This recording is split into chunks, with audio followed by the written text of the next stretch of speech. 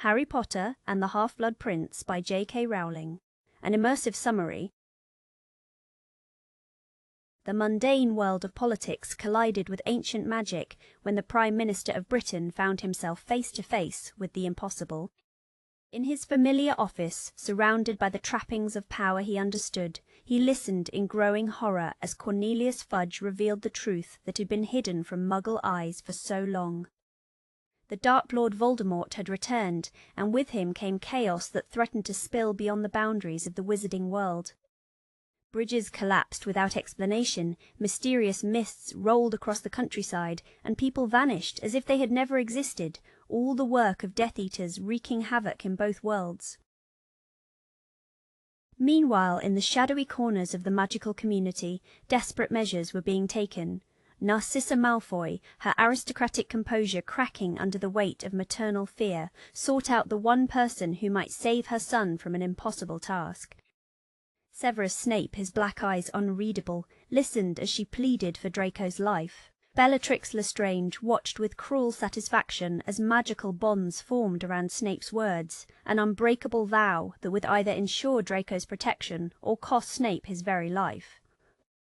The professor's pale hands trembled almost imperceptibly as ancient magic sealed his fate, binding him to a promise that would test every ounce of his cunning and loyalty.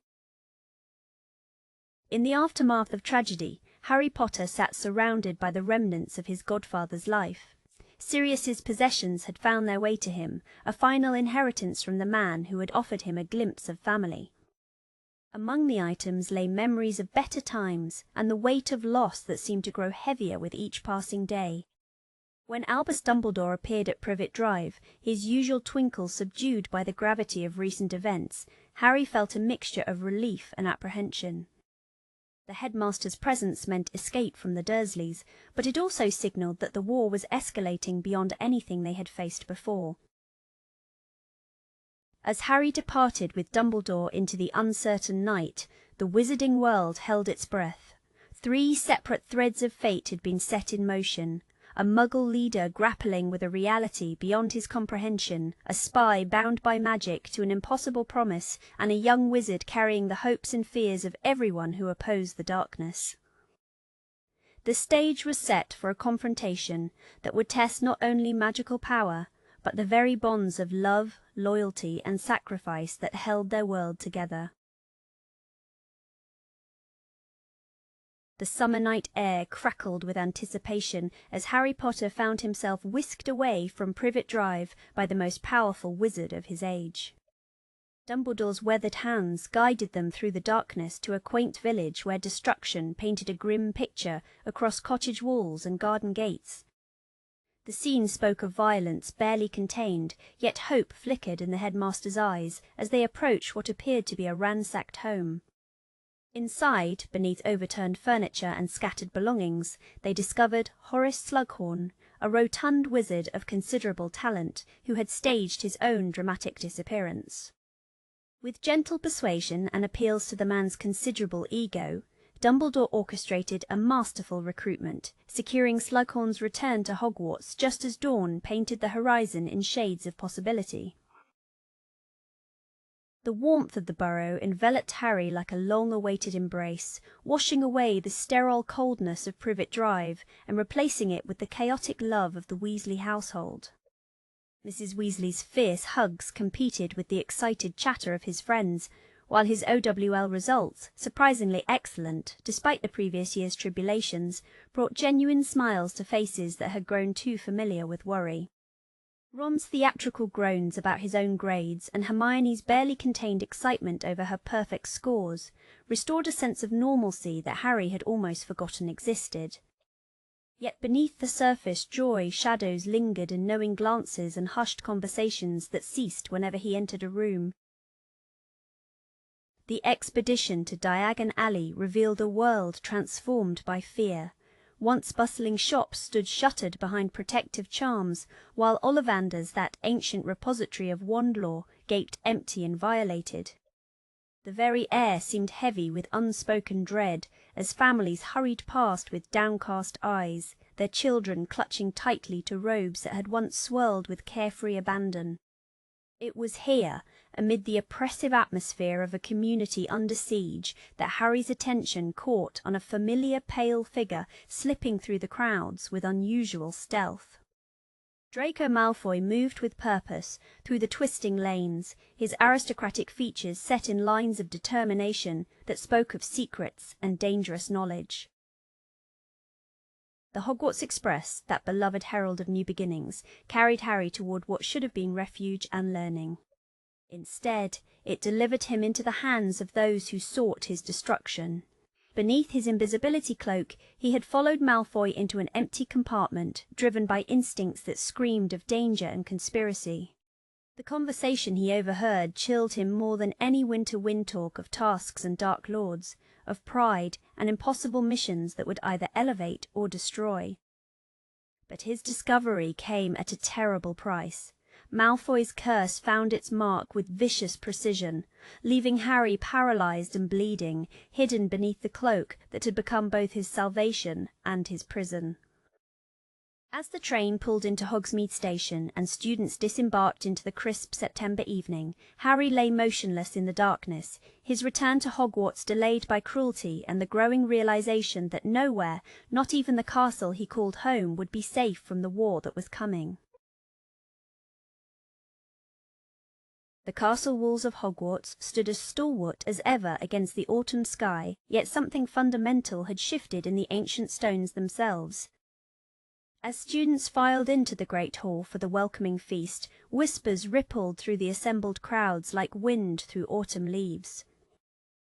Professor Snape, his obsidian robes billowing with newfound authority, had ascended to the coveted Defense Against the Dark Arts position, a role that had eluded him for years and now seemed to drape him in shadows deeper than his usual demeanor. The potions classroom, meanwhile, welcomed a new master in the form of Professor Slughorn, whose considerable girth and even more considerable ego filled the dungeons with an entirely different energy than the oppressive atmosphere students had grown accustomed to under Snape's reign. Harry's first potions lesson became an unexpected revelation wrapped in the yellowed pages of an old textbook. The previous owner, known only as the Half-Blood Prince, had transformed the margins into a treasure trove of magical innovation. Each scribbled note and amended instruction seemed to unlock secrets that years of formal education had failed to reveal. The mysterious annotations guided Harry's hands with an almost supernatural precision, turning his typically disastrous brewing attempts into liquid perfection that left even Slughorn astounded. The professor eyed Harry like a treat. Suddenly, Harry was part of Slughorn's super club. Within the sanctity of Dumbledore's office, where phoenix song mingled with the soft tick of mysterious instruments, Harry discovered that his private lessons would venture into territories far more treacherous than advanced spell work. The Pensieve shimmered with silvery memories that promised to unveil the darkest chapters of recent history. Their first journey led them into the squalid hovel of the Gaunt family, where poverty and madness had festered for generations. Here, among the filth and decay, lived the last remnants of Salazar Slytherin's bloodline, a family so consumed by their pure-blood obsession that they had reduced themselves to barely human creatures dwelling in self-imposed exile. Young Tom Riddle's mother, Merope, emerged from these scenes as a tragic figure whose love potion had ensnared a wealthy muggle, setting in motion the events that would birth the most feared dark wizard in centuries. Despite the weight of these revelations, life at Hogwarts maintained its familiar rhythms with stubborn determination. Quidditch was back with its usual strong effort. Flying high was fun, but a bad feeling stayed in the castle. Students navigated the corridors with an awareness that had been absent in previous years, eyes lingering on shadows, conversations dropping to whispers when certain names were mentioned. The war beyond the castle walls cast long shadows through the windows, reminding everyone that their sanctuary existed in an increasingly fragile bubble of protection, one that even Dumbledore's considerable power might not be able to maintain indefinitely. The ancient stone walls of Dumbledore's office seemed to pulse with anticipation as Harry found himself drawn into the swirling depths of the Pensieve once more. The silvery memories beckoned like whispers from the past, promising secrets that had been buried for decades. As the world around him dissolved into mist, Harry plunged headfirst into the troubled origins of the most feared wizard of their time. The orphanage materialized around him like a fever dream, drab, colorless walls that seemed to absorb hope itself.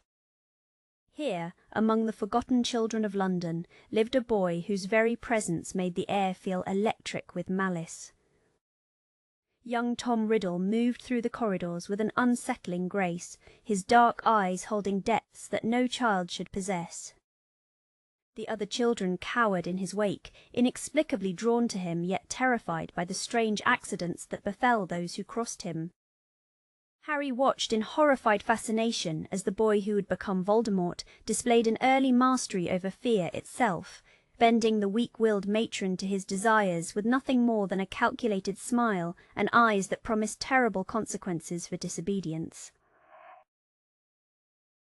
The memory shifted like smoke, carrying Harry into the opulent chambers of Hogwarts where Professor Slughorn sat surrounded by his collection of crystallized pineapple and vintage mead. But this memory felt wrong, fractured and incomplete, like a puzzle with crucial pieces deliberately removed.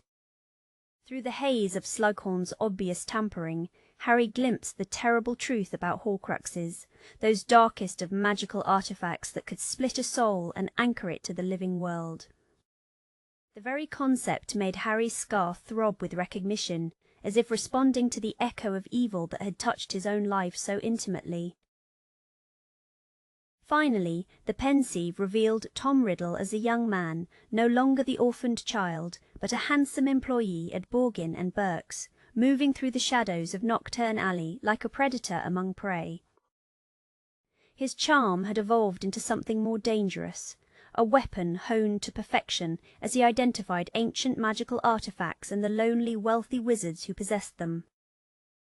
Harry watched with growing dread as Riddle's visits to these collectors were followed by mysterious deaths, each victim found with their most precious magical heirlooms missing. The pattern was as clear as it was chilling. Tom Riddle was not merely stealing objects of power, but orchestrating murders with the cold precision of someone building toward an unthinkable goal. As the memory faded and Harry found himself back in Dumbledore's office, the weight of this knowledge settled upon him like a suffocating shroud, for he now understood that Voldemort's rise to power had been methodical, calculated, and far more terrible than anyone had dared imagine. The castle walls seemed to hold their breath as an invisible malevolence crept through Hogwarts corridors like poison in the bloodstream.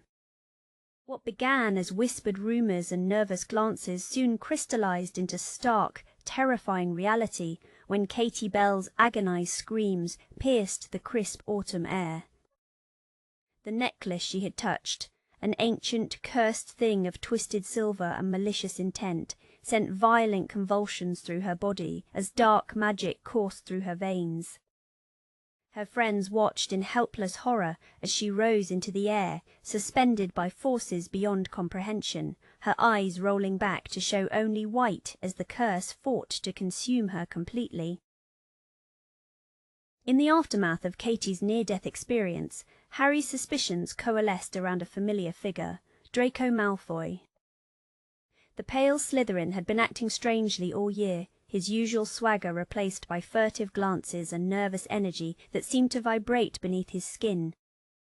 Harry found himself studying Malfoy's every move, noting the dark circles under his eyes and the way his hands trembled when he thought no one was watching.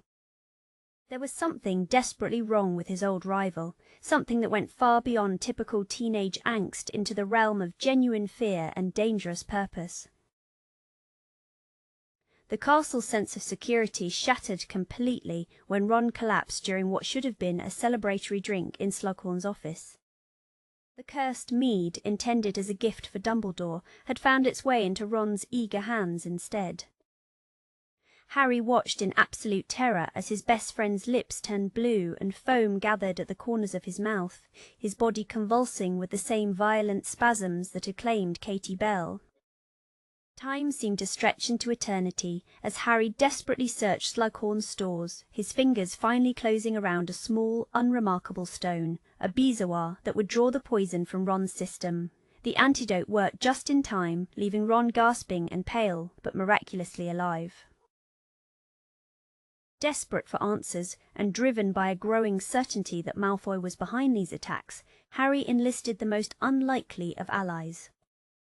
The house elves of Hogwarts, with their ability to move unseen through the castle's hidden passages, became his eyes and ears in places he could never reach. The reports showed Malfoy acting strange. He walked at night to a secret room, whispered to dark corners, and seemed very sad inside. The web of danger that had settled over Hogwarts was tightening, and Harry could feel the invisible threads pulling them all toward a confrontation that would test not only his courage, but his understanding of the very nature of evil itself. The winter months at Hogwarts brought more than just snow and frozen grounds. They delivered a tempest of emotions that threatened to tear apart the very fabric of friendship that had sustained Harry through his darkest hours. Ron and Hermione's budding romance had exploded into a battlefield of jealousy, hurt feelings, and stubborn pride that left casualties in its wake. Their bitter arguments echoed through the Gryffindor common room like verbal dueling spells, each harsh word cutting deeper than the last.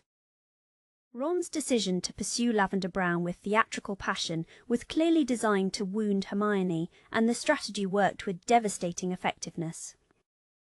Hermione's tear-stained face became a common sight, while Ron paraded his new relationship with all the subtlety of a peacock in mating season.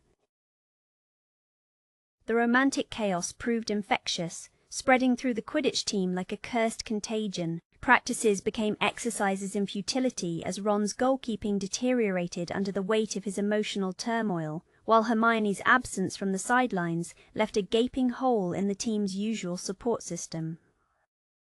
Harry found himself caught in the crossfire, desperately trying to maintain neutrality while watching his two best friends destroy each other with surgical precision. The team's performance suffered dramatically, turning what should have been triumphant victories into narrow escapes that left everyone questioning their abilities. Slughorn's party was a fun break from love troubles, but secrets still filled the air. The professor's carefully curated guest list read like a who's who of promising young wizards, each one hand-picked for their potential future influence or famous connections. Harry navigated the social minefield with Luna Lovegood as his unlikely companion, her dreamy observations and unconventional wisdom providing an anchor of authenticity in a sea of calculated networking. The evening took a sinister turn when Harry's keen ears caught fragments of a heated conversation between Snape and Malfoy in a darkened corridor. The urgency in their hushed voices and Malfoy's obvious distress confirmed Harry's growing suspicions that something far more dangerous than schoolboy pranks was unfolding within the castle walls. The Burrow should have made Christmas safe from growing troubles, but the Weasleys couldn't stop the scary dark completely. The holiday gathering felt different this year. Forced smiles couldn't quite mask the underlying worry that had settled over the wizarding community like a persistent fog. Minister Scrimgeour's unexpected arrival shattered the illusion of peaceful celebration, his weathered face and calculating eyes bringing the harsh realities of war directly into their midst. The minister's attempt to recruit Harry as a symbol of hope and resistance met with fierce opposition from the teenager, who had grown weary of being used as a political pawn. Harry and Scrimgeour had a big fight. Scrimgeour was desperate, but Harry stayed strong and said he wouldn't be their poster boy. The exchange left everyone unsettled, serving as a stark reminder that the relative safety of school and family gatherings was nothing more than a temporary illusion in a world rapidly spiraling toward inevitable conflict. The golden liquid slipped down Harry's throat like liquid luck itself, and suddenly the world shimmered with possibility. Felix Felicis coursed through his veins, making every step feel destined, every word perfectly timed. Harry found himself wandering the castle grounds with an almost supernatural confidence, knowing exactly where his feet should carry him. The greenhouse beckoned, where Professor Slughorn tended to his beloved plants in the fading evening light, grief still etched deep in the old man's features from Aragog's recent death. What followed was a delicate dance of sympathy and manipulation, guided by the potion's golden touch.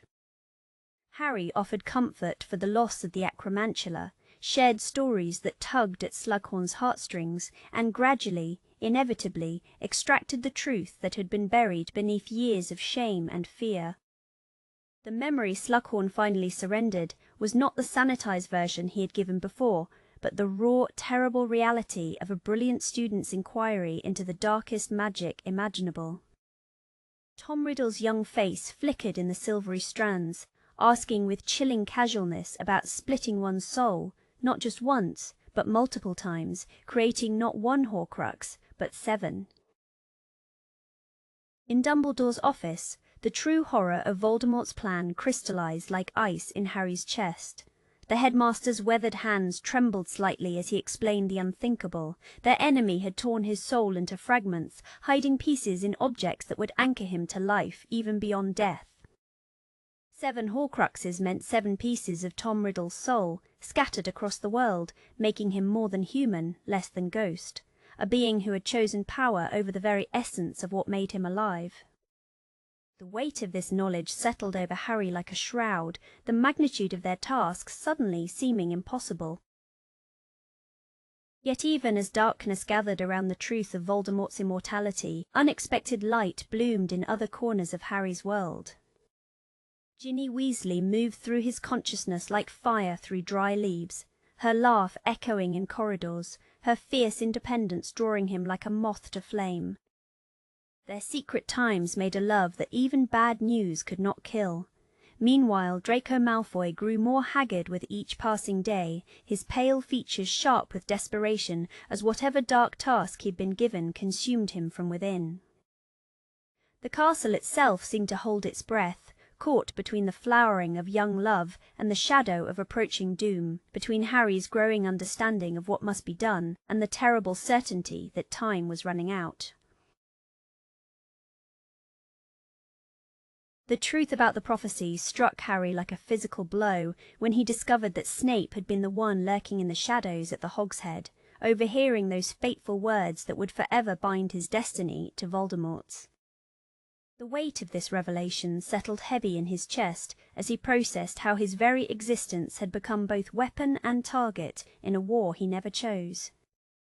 But there was no time to dwell on the cruel irony of fate. Dumbledore had located another Horcrux, and the headmaster's urgency made it clear that every moment of delay brought them closer to catastrophe. The cave loomed before them like a mouth carved from nightmare itself, hidden beyond treacherous waters that seemed to swallow light and hope in equal measure.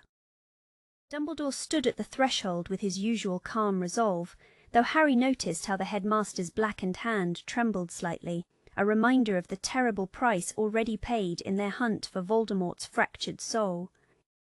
The ancient magic protecting this place was not meant to keep intruders out, but to ensure that anyone who entered would pay dearly for their trespass. Then came scary things that hurt your heart and body. Dumbledore, the most powerful wizard Harry had ever known, was reduced to drinking a potion that tore through his mind like acid, each sip erasing years of wisdom and leaving him vulnerable as a frightened child. Harry watched helplessly as his mentor convulsed with each swallow, the liquid forcing him to relive his darkest memories, while supernatural flames danced around them, eager to consume any who dared approach. The boy who had faced dragons and dark lords found himself sobbing as he forced the poison down Dumbledore's throat, each drop a betrayal that felt like murder. When they finally claimed their prize from the centre of that cursed basin, their hearts soared with desperate triumph, only to shatter completely when the locket revealed itself as nothing more than a cruel decoy. The note inside mopped their suffering with elegant script, signed with the initials R.A.B., a final insult from someone who had reached this place before them and stolen their hope. As they fled through the night, Dumbledore barely clinging to consciousness, and Harry's faith in their mission crumbling like ancient stone. The magnitude of their failure echoed in the darkness behind them, and the spectre of Voldemort's laughter seemed to follow them home. The night air crackled with malevolent energy as dark figures materialized within Hogwarts' ancient walls, their Death Eater masks gleaming like pale skulls in the moonlight. Draco Malfoy's trembling hands had finally succeeded in his year-long mission. The Vanishing Cabinet now served as a portal for evil, allowing Voldemort's most devoted followers to breach the castle's legendary defenses. The corridors that had once echoed with laughter and learning now rang with the clash of spells and the screams of the innocent as the sanctuary Harry had called home transformed into a battlefield. High atop the astronomy tower, the confrontation that would shatter Harry's world began to unfold. Dumbledore, already weakened from their harrowing journey to the cave, stood face to face with his longtime colleague, Severus Snape. The headmaster's eyes, those twinkling blue orbs that had always held such warmth and wisdom, dimmed with a mixture of resignation and profound sadness as he gazed upon the man he had trusted above all others. When the killing curse erupted from Snape's wand, painting the night green with its unholy light, it did more than end a life. It murdered hope itself. As Dumbledore's body tumbled from the tower like a broken bird, Harry's heart shattered into pieces smaller than the fake Horcrux that had cost them everything. The revelation that followed felt like salt poured into an open wound. Snape, the mysterious half-blood prince whose potions book had guided Harry through his 6th year, stood revealed as the architect of this ultimate betrayal. The irony cut deep. Harry had unknowingly learned from the very man who would destroy everything he held dear. The professor's black robes billowed behind him as he vanished into the night, leaving behind only the echo of unforgivable words and the smoking ruins of trust. In the aftermath, Hogwarts became a tomb of grief. Students and faculty moved through the halls like ghosts, their faces etched with disbelief and sorrow. The discovery that their sacrifice in the cave had been for nothing, that the locket was merely a taunt from some unknown predecessor, felt like cosmic cruelty. As white marble replaced flesh and bone at Dumbledore's funeral, Harry stood among the mourners with steel replacing the grief in his spine. The gentle guidance of his mentor was gone forever, but the mission remained. With Ron and Hermione beside him, Harry turned his back on the only true home he had ever known, his jaw set with grim determination. The hunt for the remaining Horcruxes would continue, even if it meant walking alone into the very heart of darkness.